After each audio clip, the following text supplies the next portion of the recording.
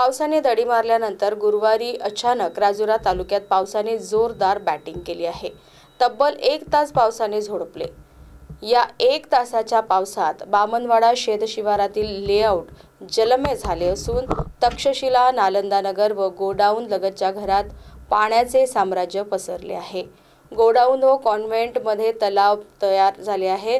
विशेष म्हणजे गोडाऊनमध्ये तयार झालेल्या तलावाचे पाणी पंपाद्वारे बाहेर काढण्यात आले।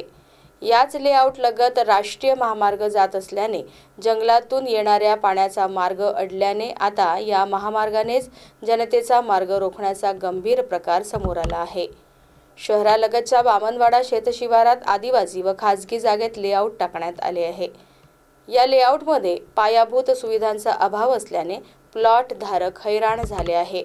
दरम्यान गुरुवारी अचानक पावसाने 1 तास जोरदार बॅटिंग केल्याने बामनवाडा लेआउटमधील फ्लॅट धारकांची दाणादाण उडाली आहे।